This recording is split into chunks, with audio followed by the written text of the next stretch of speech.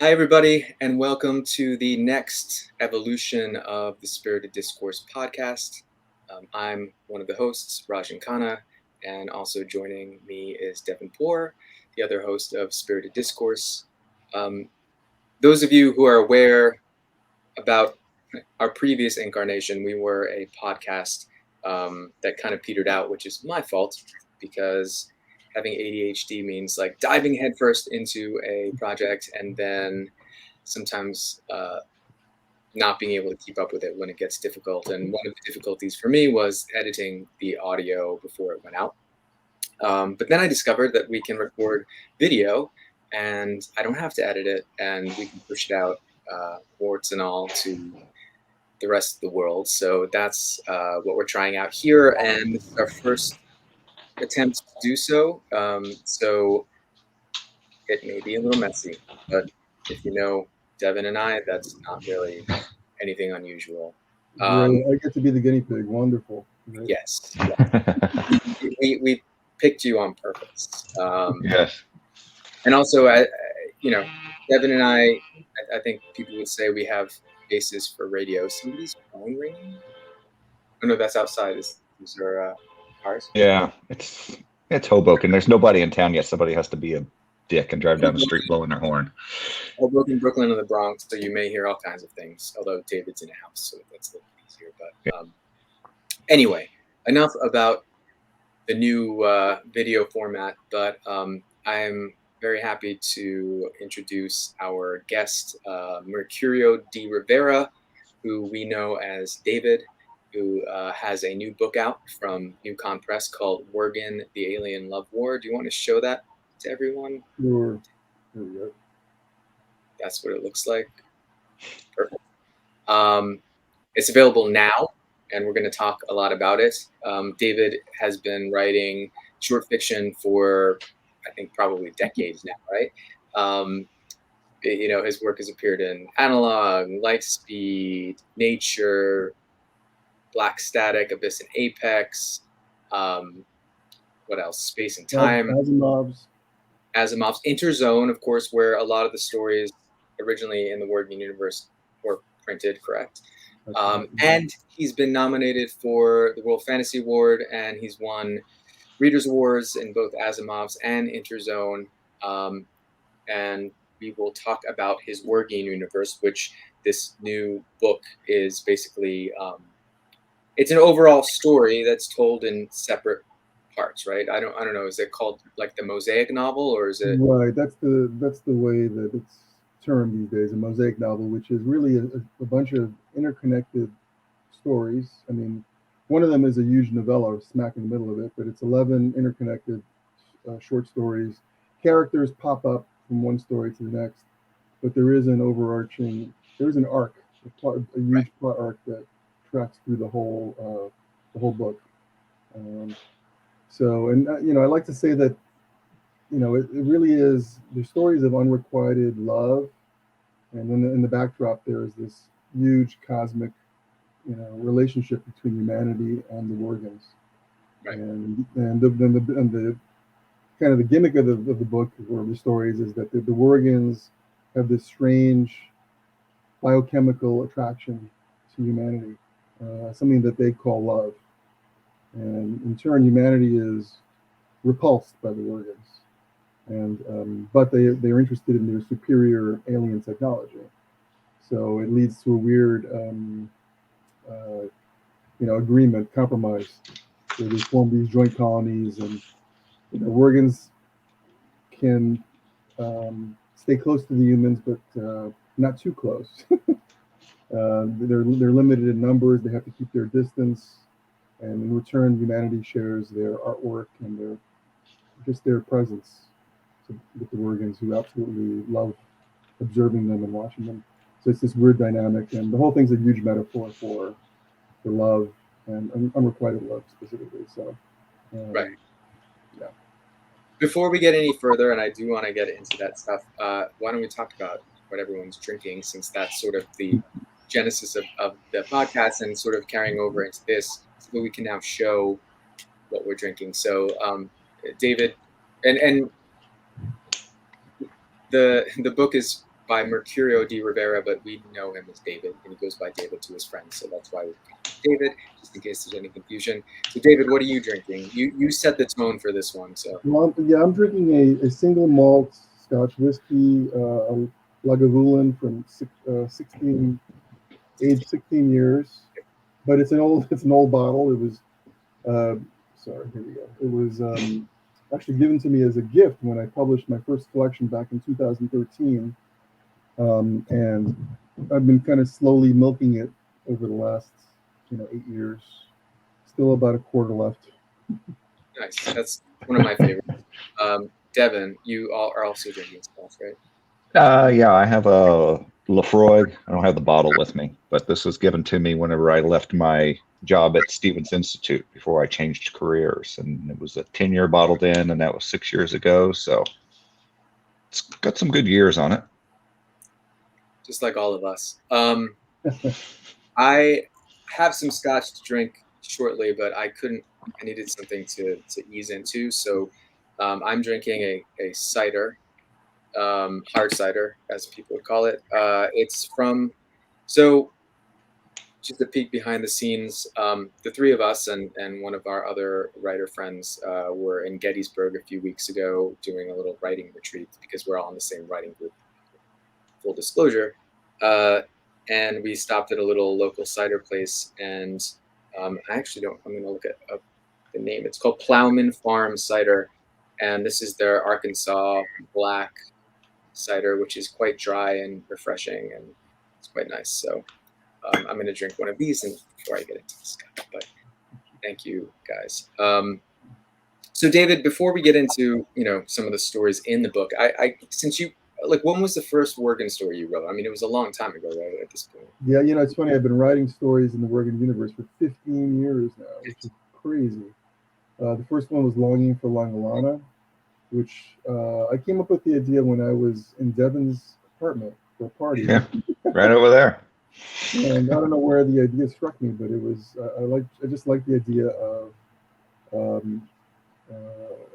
the idea came to me of aliens who are smitten with humanity. And I wrote the first one. I started in Devin's apartment and submitted it to our writers group and wound up publishing it in Inner Zone back in 2006. And the story went on to win the readers poll among the readers of Inner Zone. And that was very favorably received. And I realized it was a great, it's a great lens through which to look at love in all its permutations. And the first story is about just courtship and romantic love. A young alien girl who is in love with a human boy, and because she's a Wergen, she can't help but love the human boy, and it tracks their whole life from adolescence all the way through old age, and examines the question of whether their love is real. Can it be real if she has to love him? And that's his resistance to it as well. If you have to love me, then it's not real love. And it kind of explores that subject in that way. Now, obviously, I mean, it sounds like you wrote the story as like a one-off and then realized that the concept had more meat to it, right? That you could explore in different ways. But when did you did you have any inkling of an arc back then, or like how far into these stories did you think this could be like an overall narrative in a way? Like almost like you could start at the beginning and rather than just finding different places to explore it. Well, I thought that the first story kind of created the universe, and there were a lot of references to things that were happening in the background as part of that world building. And I realized that there was a lot of material there to explore. But I didn't. When I wrote the first story, I didn't intend to write a whole series of stories. It was only because I thought the story was very effective in exploring that romantic love, and I thought to myself, well, why don't I explore in the second story, the love between a marriage, the love between a husband and a wife. And I realized, let's do that. And I never, even then, I didn't think there would be a series of stories. It was only as I kept writing them, I kept coming up with new ideas. I just thought it was fertile ground to explore that subject of love, what it is. Is it just a chemical process, or is it something more than that? And there are people, right, who inner zone readers, and the, did all the stories appear in Inner Zone? The ones that were published that aren't were in, part of the book? Well, most of the stories appeared in Inner Zone. There was one story that appeared in an anthology called Conflict and Crises, edited by Ian Waits. And there was one story that was a standalone hardback novella that was published by Emerging Press. Carmelo Raffalo was the editor, but the rest appeared in Inner Zone. And then there's five stories that are brand new, four or five stories that are brand new in the book. Right. So, But like, so there you have fans, Inner Zone readers, who have basically been sort of following the Wergen story from the beginning, basically, right? that's right. Yeah, that's right. I've So gotten a lot of feedback. yeah. Did anyone ever suggest a like topic for you to explore with the Wergen? Not beyond my writers group. I think it was my writers group suggested, why don't you explore the Wergen reproductive cycle?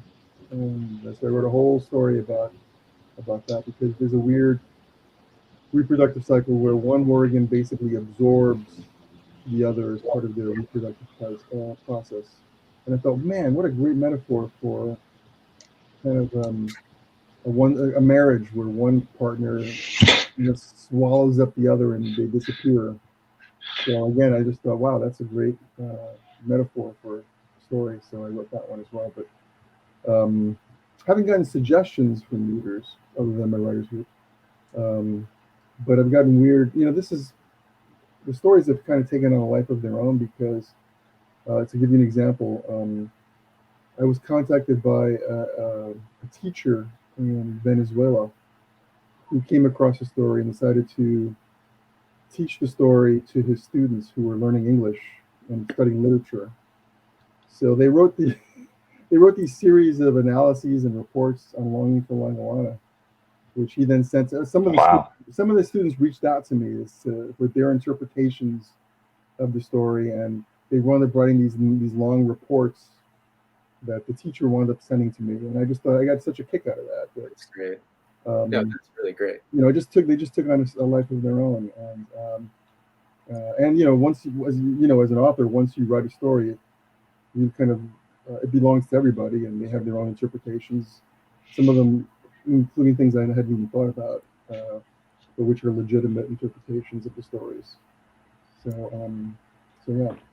And I should mention that your stuff has been published in other countries: China, Poland, Spain, Czech Republic, Italy, places like that. So so the Wergens, I mean, I assume some of that is our Wergen stories that have gone out into the world. Yes, the Wergens have made it to China, the Czech Republic, Venezuela. Gosh, where else? I think that's it. Those three countries. New Jersey. New Jersey. Hoboken. While you were working on these stories, was there ever a point at which something surprised you about either the way that the narrative was going, or something you were writing about the Wergen that you didn't know before? Or actually, is the plural Wergen or Wergens? It's Wergens, although Okay. it's the Wergen universe, so sometimes people just call them the Wergen, but really it's Wergens as the way I use it in the stories.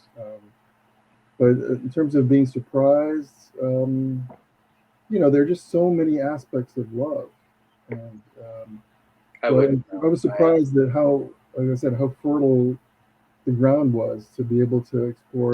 One of the stories explores paternal love, fraternal love, the love for a pet, the love for society. So I just found that it was just amazingly fertile ground to explore. So I was just surprised by that the ideas kept coming. For example, Sometimes you hear about romantic relationships where one partner ghosts another. And I thought, man, what a great idea! We got to include that in the Wergen stories. And of course, I introduced another alien race that they form an alliance with humanity, and they just kind of dump them without any explanation. I think what you're saying is you have to be careful talking about your relationship to you because those things might end up in a This Wergen is story. true, yes. So again, you have this narrative that I think at one point in time, I remember you mentioning that you were, um, I mean, I guess it shouldn't be a spoiler since the thing is called the Love Wars, so that you were, looking ahead to where the sort of human Wergen relationship goes at some point in future stories. Um, but now that you have this huge arc that you put into a book, basically, um, do you think that I'm not somebody who talks in absolutes, so I wouldn't say like forever, but for now, do you think you're done with the Wergens for now, or you might still? I've given them a rest. I've given them a rest, but occasionally I do come up with a love story or some story that where love plays an important part, and I immediately think, is this a Wergen story? So I'm not sure I'm completely done with the Wergens yet. For now, I'm not working currently on any other Wergen related matters Until other somebody than else, promoting the book. a type of love that you hadn't previously thought of, maybe. So, Right, that may come up. It's inevitable, I think. But for now, no.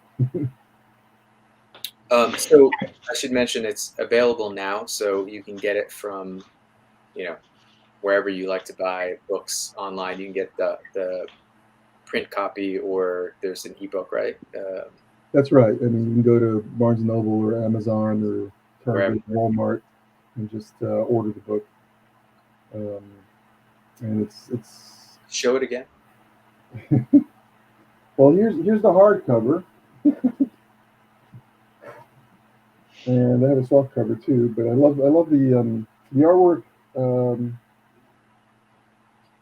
is phenomenal, Nice. It's beautiful. very shiny. Yeah, I mean, it's an interesting. It's interesting. The artist. This is the artist is Jim Burns. His conception of the Wergens is always interesting. There have been a lot of And artists who've had a chance to interpret the Wergens that there are very different interpretations of them, which right. I love. And Is maybe there I'll. anyone that's been really close to what you think they look like? Well, I think that there's one by Ben Baldwin that's very creepy, and I think that one is an interesting rendition. I think the Jim Burns one on the cover is pretty close. I view them as being a little bit more squat and heavier, but they are white, they are scaly, they do wear leaf hats. Um, but part of it, I like the fact that readers can use their imagination Hmm. to think about what the Wergens really look like.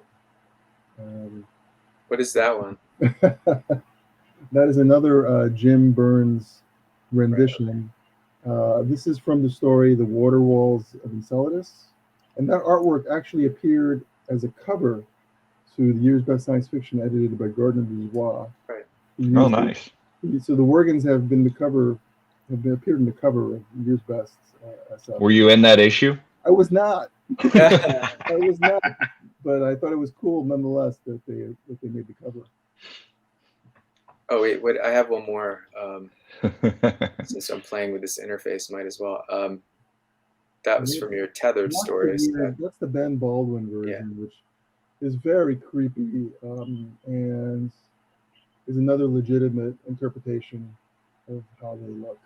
And as Yeah. you can see, they have a tether that connects their scalps, and that tether slowly constricts over time and gets so that they draw closer and closer. One of them begins to lose their mental faculties, and eventually they, like Siamese twins, they kind of merge together, and then one is absorbed by the other, and his body is used to create the Wergen babies, which form as in the backs of the pregnant Wergen, and are eventually born. So they disappear, and it's not by sex. It's just by whoever the dominant Wergen is absorbs the other one.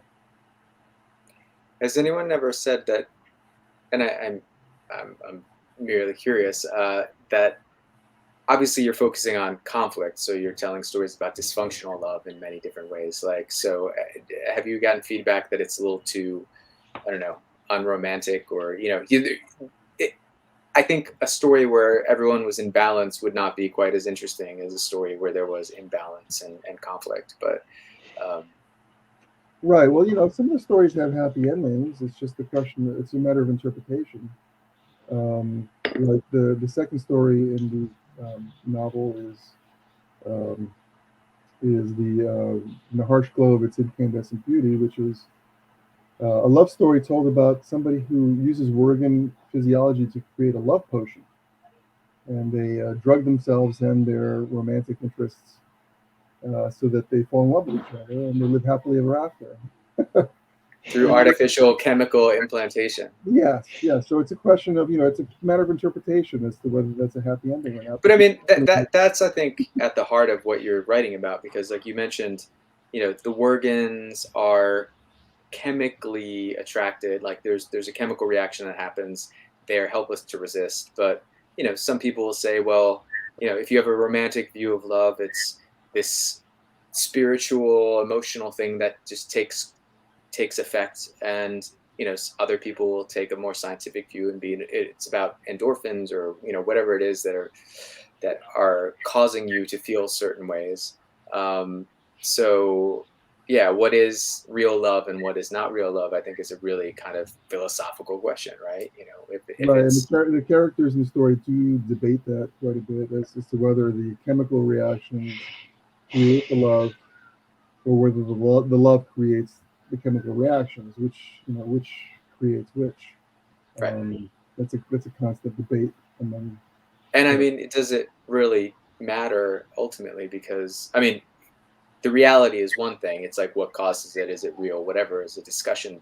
But yeah, I mean, I think obviously you're tapping into a very profound question that's been people have been struggling with for centuries, which is, what is love?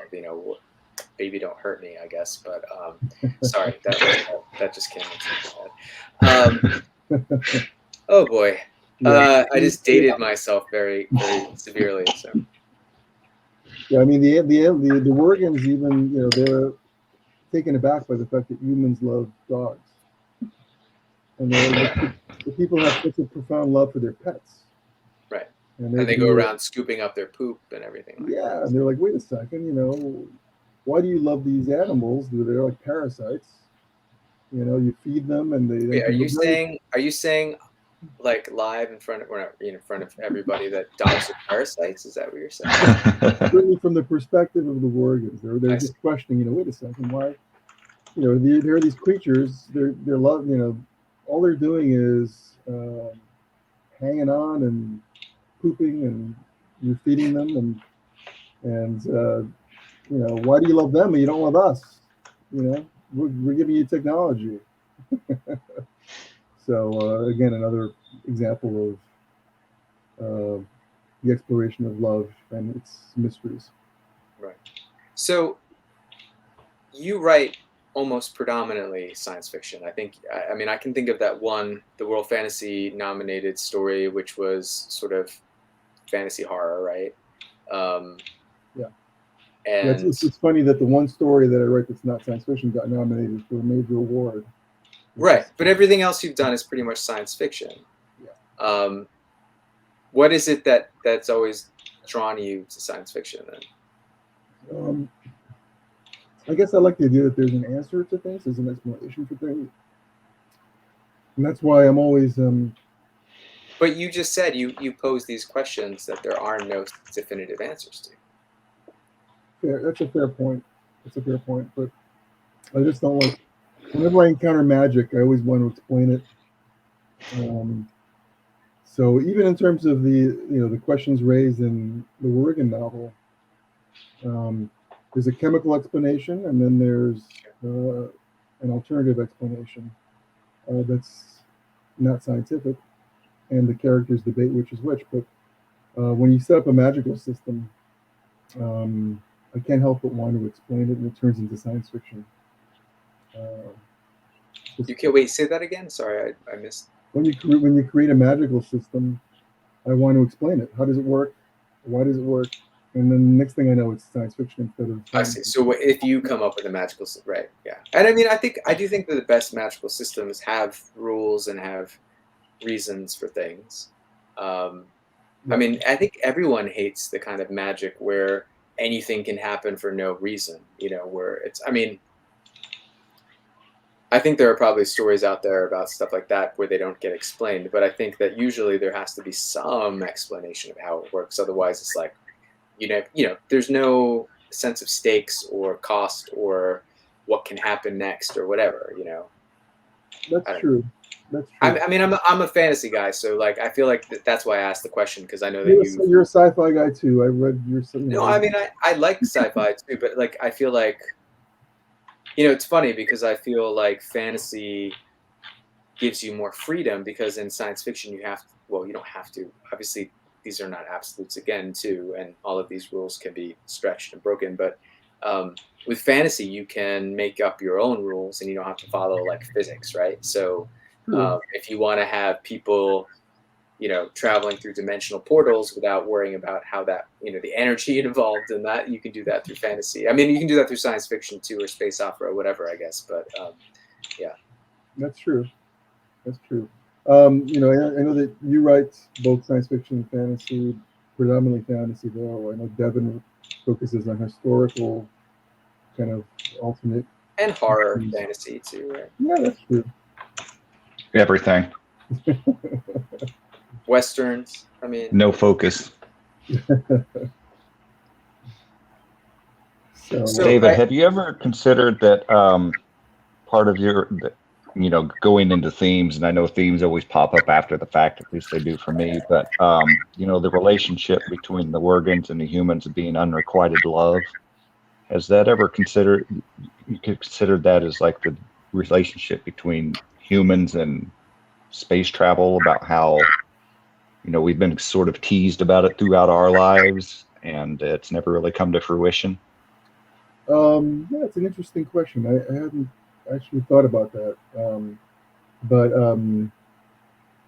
I guess it makes sense that it's something about wanting something and being teased by it, but not getting it. That sort of jives with the themes in the Wergen stories. Not consciously. I hadn't consciously thought about that. Yeah. But I don't think. I mean, I've always considered and been told by a lot of people that themes like that, you really can't consider them consciously, because then it's just not going to work. Right. Sometimes you think of them after the fact. Mm-hmm. And then maybe if you haven't sold the story already, you can go back and play with the idea. Yeah, but you wouldn't know about that because you usually sell your stories. But I mean, obviously, you go in with the theme in mind for a Wergen story, which is love of some sort, like some angle on love, right? And then, I mean, we've talked about this outside of this context, and it's, I think, something a lot of people try to do with their stories. You have that theme that's sort of on the personal level that you explore, and then the theme on the sort of world/plot narrative level that you're exploring as well. So like, I mean, you're exploring the relationship between humans and Wergen. You're also exploring a relationship between two individuals or more individuals in the story a lot of the time, right? Oh, absolutely. I mean, the Wergen human relationship it has an arc of its own, which is, and it tracks the arc of the romantic relationship, which is, the humans encounter the Wergens, and there's that period of courtship, and then eventually they get together and they form these joint colonies. Then they have their ups and downs in their relationship, and then eventually they break up. And have you thought about writing ultimately they try to reconcile, but it's not to be. Have you thought about writing a Wergen story based on just like a Tinder hookup or something? So it's sure, why not? That's a Sorry. What was I gonna say? Oh, okay. I'm gonna get myself some scotch in a second, and then I have a really important question to ask you. But Okay. while I do that, why don't you and Devin just talk, and I'll be right back in a second. Okay. All right. All right. I can see this is going to hell. Spiraling out of control. Disappeared. So That's quick. Well, I kept everything nearby, knowing that we were going to be on camera. So this is my scotch. It's called Bowmore 15-year single malt Islay. It's a sherry cask finish. So Nice. I belong to certain like email mailing lists, and this was like one of the best of the year or whatever. And I was like, give it a try because, you know, my palate is so refined that I can really pick out the nuances and all this stuff. But it's pretty good. Sweet. So, David, I said that I was going to ask you an important, serious question, and it's one I think our viewers need to be aware of. And so my question is, what do you have against puppets in Star Wars? Well, you know, I love Star Wars, and then I loved Return of the Jedi, but that opening with those fake-looking puppets, you know, made me think, oh man, it makes it look like a kids' movie because they're so obviously not realistic. All these puppets show up. Now I feel like I have to explain this to people who may not know. So one, you're talking about the size Snoodles and the Rebo Band number at the beginning of Return of the Jedi, but two, most people or below a certain age probably have only seen the CGI versions, which I kind of hate. But before that, there were puppets, and the puppets were. This was back in what, 1983? 83 was Jedi, yeah. Yeah, 83. So, you know, the puppet technology has advanced since then. Didn't you think it was so fake though? I mean, Yoda's a puppet. It's Return of the Jedi. Yoda is a puppet, right? Yoda was good. Well, yeah, he was. I was 13. What did I know? Yoda had a very expressive eyes. He was very realistic. But that alien in Return of the Jedi, who the blue one with the trunk, Max Rebo, yes. Max Rebo. He's like Max Weinberg, the Max Weinberg band. It's Max Rebo of the Max Rebo band. Guys, I just thought to myself, you know, it makes it look like a kids' movie that they have these fake-looking puppets. I mean, Star Wars. I mean, they are. It is a kids' movie. Well, I guess I wanted it to be more adult because Empire was so adult that I wanted Return to be adult as well. And it was. I feel like if you look at both Star Wars and Indiana Jones, like the second movie in both of those trilogies is really dark and really like not kind of on the same level as the other ones. Yeah, it's considered the best one, right? Empire is. I mean, it's considered by me to be the best one. So, yeah. And my opinion is all that matters. So that's fine. Uh-huh. I mean, I still like Star Wars better. Yeah, that's fair. But there, you know, just to acknowledge the fact that we're all old dudes. There are a lot of people out there who, you know, probably their favorite movie is Revenge of the Sith or, you know, something like that. So, but I just wanted everyone to be aware that David is an anti-puppetist, and when it comes to these kind of anti-puppet. I mean, I think this was revealed to me. It was revealed to me in a conversation around Farscape, which is one of my favorite science fiction television shows of all time, and I think, you know, puppets team up. One of the major characters is a fake-looking puppet. Oh, also, that means you don't like. I think we covered that you don't like Labyrinth, which I think, you know. Well, there's going to be a lot of people who don't like you after this video. Yeah. What about the Muppet Show? Read his stories. You don't have to like him as a person. You can like the stories that he writes. The Muppet Show was fine because it wasn't pretending to be something other than. Interesting. So now I'm interested in the rules in your, like, you know, how I appreciate puppets. Yeah. What about like you slip them into a realistic realistic science fiction movie, and it kind of ruins it. If you want to put them in a kids show, that's fine. The Muppet Show is great. But the Muppet Show wasn't a kids show. Well, No, it wasn't. It was a primetime show featuring like. Do you think that like Rich Little was like appealing to kids when he went on the show? Like nobody knew who. Like kids don't know who Rich Little is. Like adults, I mean, actually, kids these days don't know who Rich Little is. But yeah, I don't know. it serves a dual purpose. It can be both for kids and for adults. That's true. It has a secondary meaning for adults, which makes it entertaining for adults. David, how do you feel about? But not in a science fiction movie. Don't stick in fake-looking puppets. How do you feel about partial cartoons with like live action? Is that like also terrible? Or, give me an example. Who Framed Roger Rabbit? Who Framed Roger Oh, Rabbit? well, that was just a weird one-off thing. I mean, I didn't have a problem with that. I feel like David's science fiction mind is kind of coming out. It's like puppets that doesn't track. But see, you're okay with CGI though, right? CGI aliens, CGI. Yeah, it makes it look real. Okay.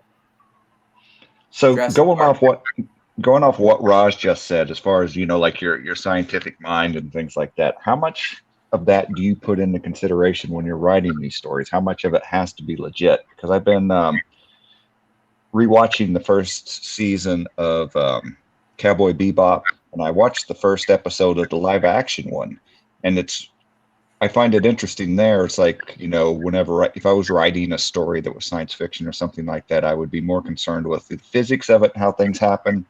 But in a show like that, they're just like, oh, we're going to have semi-trucks in outer space, and you're just going to have to believe it, and screw you, we're on to the next scene now, and this happened, and it was hilarious, and it was cool, and then we're going to do something else that doesn't make any sense. And nobody cares because it's the conceit of the show. So how important is that conceit of scientific realism to you in your work? Very important. Very important. I do watch a lot of Nova episodes and Science Channel episodes, and I always like to imbue the stories with some scientific realism. Yeah. I just think that that's, at least for me, it's important. You need to respect the readers. We have a certain readership that knows this stuff. And if you have, I'll give you an example. I co-wrote a story with Matt Kretzel that was set in that guy. Yeah, it was set in a solar system where the planet was Proxima Centauri, and it said that the planets all face one side faces the sun at all times. So it would create these planets where half the planet is warm and the other half is dark and cold. I believe that's called tidally locked, is it? Yes, they were tidally locked planets, and so we set the story on a tidally locked planet, and we got feedback from readers that these are analog readers who said, "Wait a second, tidally locked planets can't maintain an atmosphere." So the whole story is ruined because you can't have an atmosphere on these planets. And luckily, I had researched it beforehand, and there was, there were theories about ways that planets with strong magnetic fields and with weird circulation patterns of the atmosphere could maintain an atmosphere. And I was able to provide an answer to that reader, and the analog. You got them, David. The analog editor was able to respond to that reader with some scientific theories that that made sense. So that is one of my problems with science fiction versus fantasy, because in fantasy I can be like, I made up the world, you can't tell me what's true and what's not. Whereas I wrote my I don't even remember. I wrote a science fiction story a couple years ago, and so a website reviewed it, and they had previously reviewed one of my other stories and loved it. And I was like, this is awesome. They're going to review this story. And they were like, oh boy, the science is all over the place with this one. Like, it doesn't add up. This doesn't happen. Because it was science fiction. It was set around a binary star system. There was one of the stars was basically sucking the matter out of the other star. And I came up with the concept when I was at Launchpad. So I was learning from people familiar with space who are trying to train me. And so I'm pretty sure I like try to pay attention and come up with the right thing, and I did research and whatever, and they said it was all wrong. And I just was like, you know what? I'm not even going to look it up, because if I, like, either I'm going to be upset with myself or I'm going to be like arguing with somebody. And I thought, you know what? That's where I draw the line. So I could be right. They could be. Actually, I think I probably just didn't look closer because I wanted to think that I still could be right. But What was his problem? What was his problem with your I don't story? remember, because I also try not to read reviews, and if they're bad, I'll give them a glance over, but I'll just be like, okay, that's fine. Like, people are entitled to their opinions, and I mean, honestly, I would prefer a kind of like bad review to a, yeah, but Well, we're part of the same writers group, so if you had shown me the story, I would have said, "Wait a second, that doesn't mean you saw the story, so I don't. Oh. This is why it makes me think that your story is probably fine, because I would have. I'm gonna take that, and I'm gonna go on with my life believing that the story is fine, and maybe this guy just didn't know that in some of these situations this happens. Yes. But that's the thing. I mean, like, also science changes. How do you deal with that? Because I don't know. I feel like, and I feel like this comes back to us being old, but like at a certain point in time, you go to school and you come out and you think like, this is the truth about dinosaurs. This is the truth about Pluto. This is the truth about whatever. And then all of a sudden people are like, no, that changes. So, and then we discover new planets, and we discover new solar systems, or not solar systems, but like planetary systems and star systems. And, new information is available to us all the time, which is great, because that's one of the reasons people write stories, because I think, wasn't it you, David, who, like, all the new exoplanets that they're discovering, like, helped inspire some stories on your side? Oh yeah, No? absolutely, and you're right. You're absolutely right that sometimes the science develops in such a way that stories become dated. If you read stories from the '60s and '70s, sometimes you read them and say, "Oh, well, that's just not scientifically accurate anymore." Maybe at the time it was written, it was. So that's definitely a drawback of science fiction. That sometimes science is a process, and as a result, things do change as you learn more things. So So that's why fantasy is better, is what you're saying. so No, but I don't think I think you can. I think it depends on what. I don't want to slag off people who are like, I like hard sci-fi and I want it to be accurate, because that's fair. But like, I can still read stories where people are living on Mars without like domes, and people are living on like Venus, and there are aliens there, and like still enjoy them without true. knowing that that's probably completely impossible. And now that we know, or stuff about even back in, like, I love the whole. I mean, maybe this is me coming out of the closet on being kind of into steampunk too, but like, I would love a story that was based in the 19th century where there are Martians living on Mars in canals, and like they interact with people on Earth, even though we know that that's way out of date. But like, I think that that's a cool thing to explore as well. Oh, absolutely. Yeah.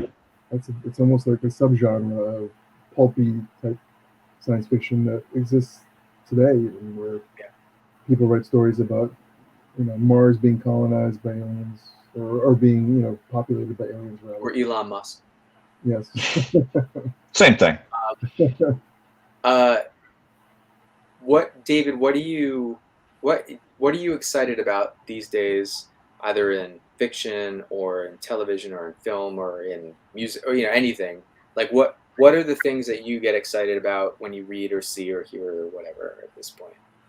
Like, what? I'm a big continuity buff, so I love. By the way, I love crossovers. So whenever there's anything involving a crossover, I find that absolutely. Oh, we should probably mention that, like, you grew up like I did, reading comic books, predominantly Marvel, I believe, right? Yeah, like. That's true. And I mean, I don't have it. I probably could have found it and put it up on the screen, but I'm gonna save David the heartache. But he dressed up as Adam Warlock the Marvel Comics character, at a San Diego Comic-Con many years ago. Thank you. I've seen the picture, but I mean, Yes. that I can't unsee that picture. you're talking about crossovers and continuity. I mean, like that comes straight from comic books. It does. It's unfortunate that Adam Warlock wore those tights. Yeah. Well, unfortunate for those around you, I think. Probably. Comic-Con is this weekend, which I didn't realize. Wait, no. I've been seeing posts going. No, San Diego is in July or something like that. Well, who's posting stuff from Comic-Con this weekend? I saw there's Carol so many and Mallory and maybe it's the New York Comic-Con. I don't know. No, I don't know. That already took place. I grew up going to the San Diego Comic-Con when I was very little. One of my claims to fame is... So like 1923 we're talking about. Well, my brother got me an autograph from Jack Kirby, who drew a That's Hulk. amazing. That's amazing. Yes, and I always complained about the fact he drew the Hulk with a receding hairline. And so he pleased me, he just to satisfy me. Lowered the hairline. Put some bangs. Did he give him a widow's peak? No, but he put some bangs on him. But I remember, seeing Stan Lee and seeing Chris Claremont and John Byrne, back when they were co-writing X-Men, but they kind of had an antagonistic relationship. And so the fans were just feeding off of that, their various panels. I grew up with that, going to the San Diego Comic-Con. And now that I'm writing, I go to various science fiction conventions and writers conventions, which I still love going to this day. I've given up on San Diego because it's just too crowded. I've given up on New York. I got frustrated waiting on lines all day to get into some panel. Yeah. But yeah, David, they're running a Comic-Con special edition this weekend out there, or whatever it means. It says it's just a smaller version. Oh, okay. But I diverted you from your original thing. But before we get back to that, I wanted to ask you, would you be interested in writing comic books? Boy, would I ever, as an attorney, I would love to write Daredevil. Of course. I love Spider-Man. Right, because David/Mercurio is a lawyer in real life. Yes, I am a lawyer in real life, and been practicing law for over 30 years. And I've loved Daredevil. I love the Frank Miller run. And I would love to get a shot at Matt Murdock, Foggy Nelson, and inject some realistic law. What about She-Hulk? Isn't She-Hulk? She-Hulk, she's a lawyer as well. She-Hulk also is an attorney. Those are the only two lawyers that I'm aware of that I can think of off the top of my head. Yeah, those are the only two I can think of as well. So I'd love a crack at those characters. Although Spider-Man is the one everybody, I think any reader of Marvel would want to write at some point. Also, as a weird aside, Daredevil is pretty early on. I mean, what an interesting idea to come up with a lawyer as a. I guess it makes sense because stuff he can't deal with in court, he can then go out and deal with as a masked vigilante. But yeah, and a blind protagonist is brilliant. Okay, so my original question was, what are you into these days? And you had mentioned crossovers, and then I interrupted you. So, I don't know what the heck I was driving at, but what am I into? I just watched the first 2 episodes of Hawkeye. Have you seen that yet? Oh, I liked Hawkeye. Yeah. Yeah, I thought it was very well done. Marvel really always does a great job. Without spoilers, I guess, the Marvel shows I feel like have been picking up steam as they kind of, I think, get used to the medium of television versus movies. And what I really liked was Kate Bishop's character. I thought she was amazing, and she hit, she kind of was.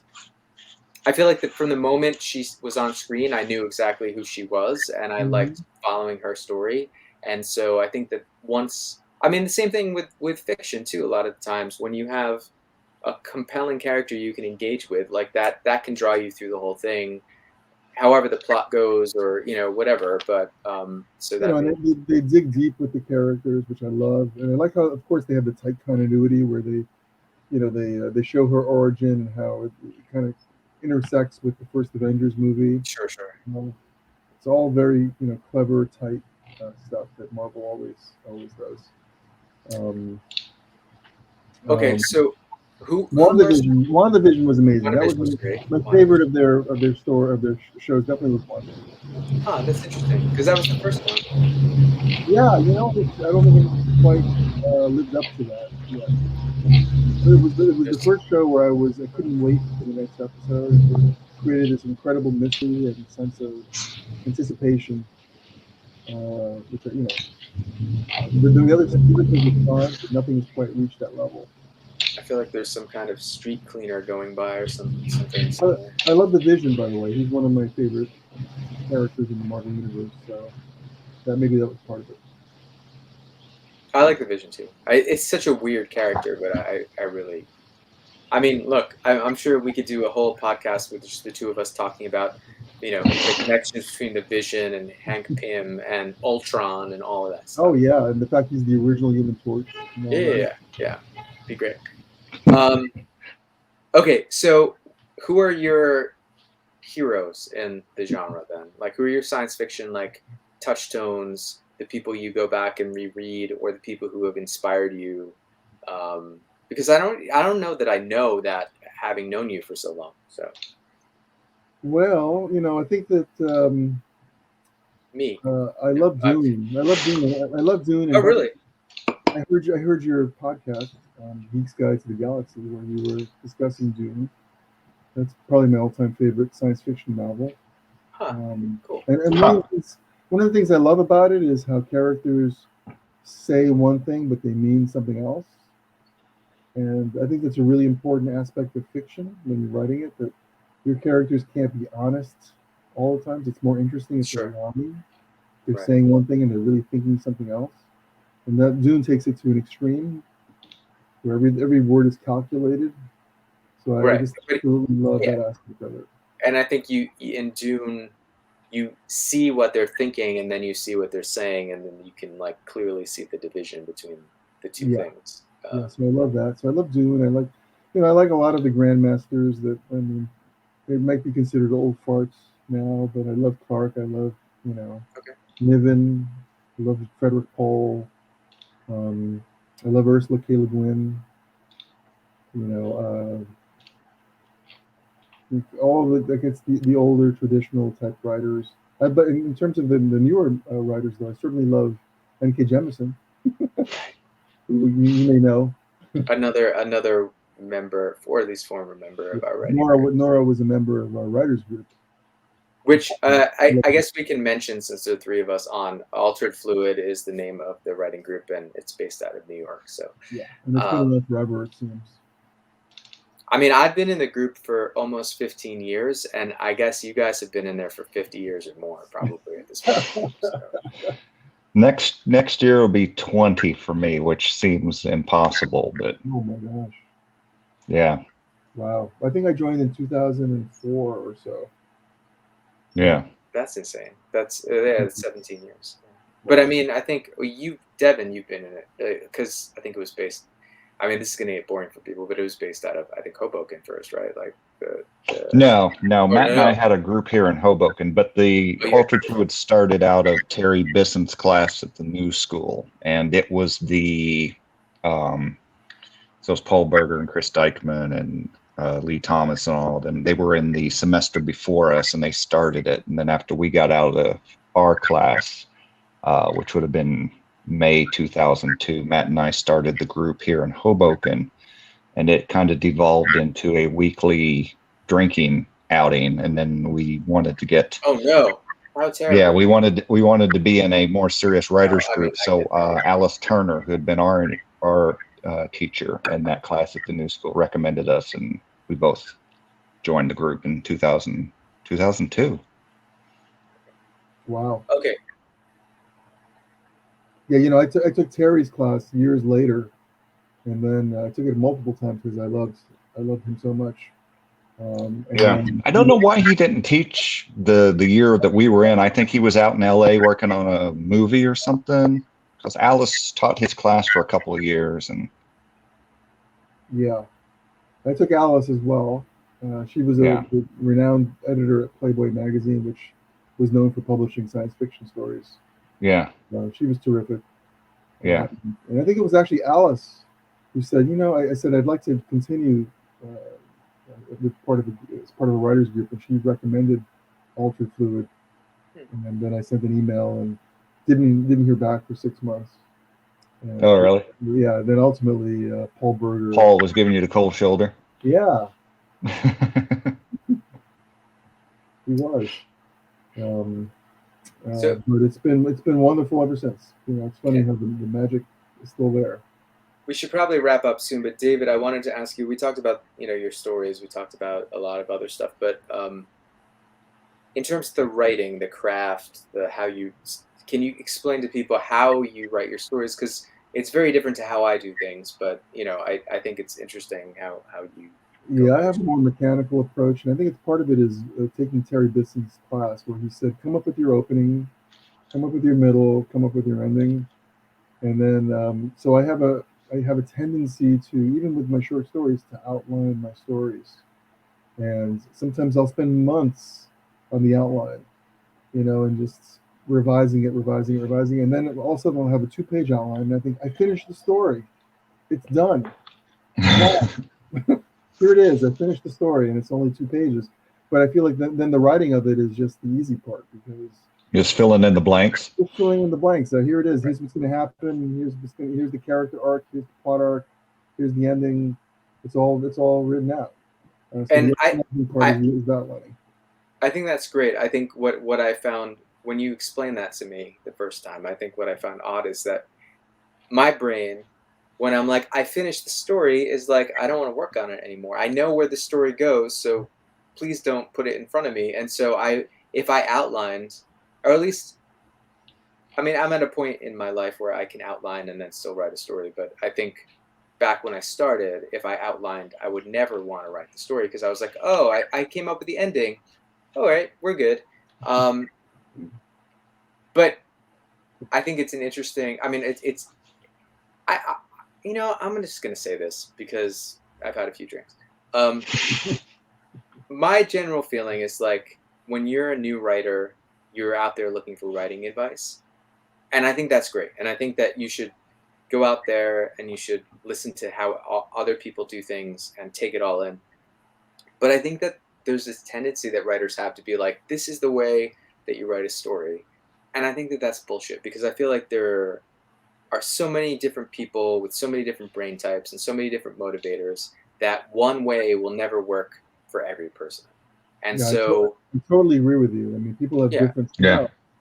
Somebody else, I mean, I mentioned my outlining approach, and to some other fantastic writers, they're like horrified, like, oh my God, no, if I do an outline, I would be completely unable to write the story. I mean, I think we or people tend to divide it into like planners versus pantsers, or outliners versus whatever. And pantsers meaning like you sit down and you basically like don't know where you're going, and you just keep going until you find your way.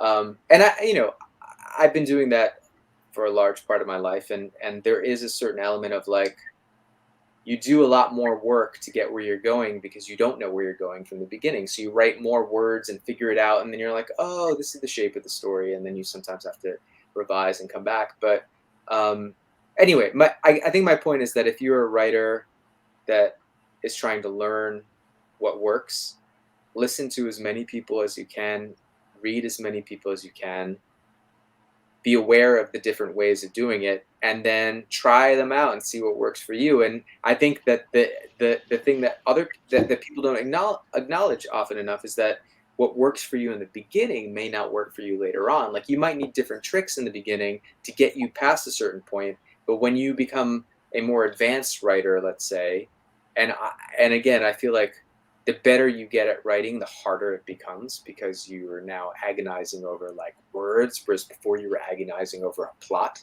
But I feel like,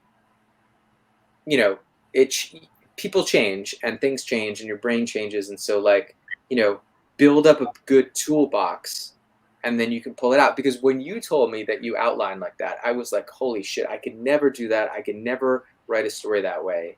And now I can. And sometimes I will just be like, okay, let me figure out where it ends up, and then I can go back and write it. And I think that knowing that that was a possibility, even though it didn't seem possible back then, helped it be available to me later on. So I Yeah, think, but people have different styles, and I've heard some sure, folks say that if there's an outline that they feel constricted, they can no longer, they just don't have the freedom to write the story. And I always tell them, just change the outline. You can write the story as you're writing along. Maybe things will change, and then you can go and well, change right. it. So I you're do not think that's really. one of the fundamental truths is But that what I like about the outline is that you always have a direction in which you're writing. You're sure, never lost. You're always going a certain way. And if maybe the story moves elsewhere, then I go and I'll just change the outline. But I yeah. never feel like I'm going to write myself into a corner or anything like that. I will say that, Devin, what kind of style do you use? I mean, I've never. I think I've tried to get you to outline, but you say no way. Um, I would like to be able to outline, but I'm a lot like Raj. Like once I finish a story, like to the end of it and I know how it goes, and I don't really want to work on it anymore, which is kind of counterintuitive of being in a critique group, because it's like, oh, I've got all these great notes on how to go back and fix this. And it's like, yeah, but I've already worked on that. So I want to work on something else. So it's That's difficult. okay. I think outlining would be probably beneficial to me, but I really need the process of writing it in order to figure out. I need to push and pull stuff so that Right. I just get to a certain point and then it reveals itself. Right. Yeah. I do think that All legit processes. Yeah.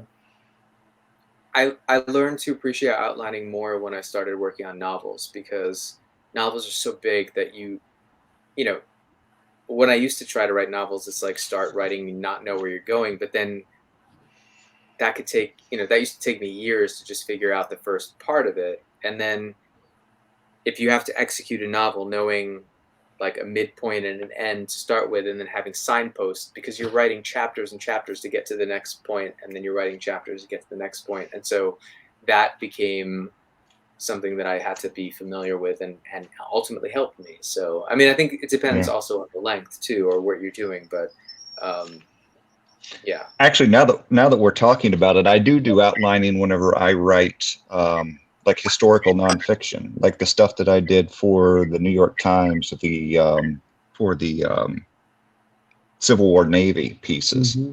Those were like I went back to school type outlining with that, where you get five headers and then Mm-hmm. 5 subsections of that, or what they're about, and then those would be like the sections of the piece, and then I would just kind of stitching some together with some interstitial writing, and that's the only way I could really make something like that work, because it was a strict word count and a strict idea that was to be gotten across, and that it worked really well that way. Right. It's funny. I didn't know there was a Navy during the Civil War until I heard about your articles. Yeah, it's a big problem. Burns didn't seem to think there was much of one either. All right. Well, I feel like we've been on for a little while, or like We're an right hour. at an hour. Yeah, I think we're good.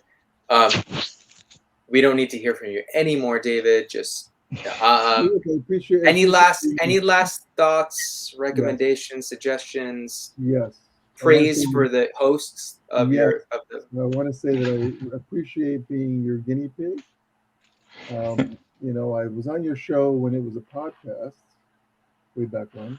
And so I'm glad to be on again. Which was Yeah. I remember it being a very sloppy podcast, but yeah. Yeah, but I appreciate you inviting me back to promote Wergen, the Alien Love War. He's gotten it. See? Yes, and it is available now at your favorite online retailer, whatever one makes you happy. Yeah, you don't even have to think. You never have to think about the themes of all the stuff I've been talking about. It's just a pretty cool first contact.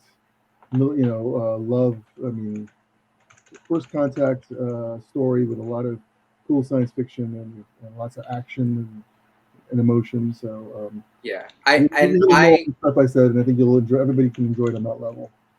I will say, and Devin can probably back me up here, that we read a lot of these stories in the group, before they were published, and then they were published. And I honestly, these are some of my favorite science fiction stories ever. I think David is, a very extremely talented like master of telling crafting a great science fiction tale. And I think that these stories on their own are amazing, but then kind of woven together into this huge tapestry, I think tell a really interesting story that will definitely make you think. And I feel like you get the nice thing about something like this is you get like it's sort of like a tasting menu, right? Like you get a full meal, but each one has its own like little like things going on in a way that makes them each unique. So you can either read it all at once or read it piece by piece as it goes, right? So I think True. that's That's true. And thanks so much for, by the way, you guys have been instrumental in helping me make those, finish those stories off. And, your I'm still input, waiting for my check, but has helped tremendously. I'll say that. No check there. I'm waiting for the check. I mean, it's publishing. You'll always be waiting for the check. Devin, do you have any last thoughts before we go? No, I don't. Other than go pick it up, pick up the book. I see that you listed the favorite online retailer. I just checked, and we've got a small bookstore here in Hoboken that's popped up over the past few years called Little City Books. They've got 2 locations now here, and I went to their website, and they don't have it in the store, but they say they can order it and get it in within a few days. So also check out your small booksellers. That's great. Yeah. So there's print copy, ebook. I mean, you can probably get the ebook right away, but like if you have a local store, they can get it probably sent to them. If you're not near a local store, you could have it sent to you. But it's definitely worth checking out. And David, are there any like online stories of yours that would be accessible to people if they wanted to get a taste of the Wergens? There's probably not, right? Because it's all print. Well, the Wergens, good question. No, the Wergens are not available anymore because of the book. They're not, they're not. Oh, wait a second. I'll take that back. If they want to listen to a podcast, Oh yeah, a yeah. couple of a couple of Wergen stories. Starship Sofa did do a podcast of at least a couple of the stories. Was it in the harsh light of their incandescent beauty? Yeah, That it one? was Tethered and In the Harsh Glow. Tethered, okay. And both Harsh of Glow. those stories are available at Starship Sofa. And Okay. if you want to listen to them. Yeah, if you want to get a taste before you jump in, but I think you should just probably get it. But yeah. Okay. So, Well, David, thank you so much. One last promotion before I sign off, and that's that I have a podcast of one of my stories that just came Oh, out that's right. recently. Sorry, of course. Yes, it's for a story that I published in Azimuth's called Beyond the Tattered Veil of Stars, and it stars Jillian Jacobs from Community, and who's the actor from Weeds? I can't think of his name, but it involves It has an all-star cast, let's say. There's an all-star cast who do a version of the story. So again, if you just Google Beyond the Tattered Veil of Stars, you can find the podcast of that story, which I think is really cool that these celebrities got to are acting out my story. So it's very exciting. And that's it. That's all I got. Great. Thank you, David, for coming on and spending time with us. And we're always happy to push the Wergens out into the world more than they already are. Devin, anything else you want to say? Just no, I'm good. A salute. So, thank you everyone for joining us. If you're watching this, you've made it this far, and we hope to do more of these in the coming year, and just make this the new form of Spirited Discourse. So, thank you for joining us, and we'll hopefully be back with you soon. Thank you.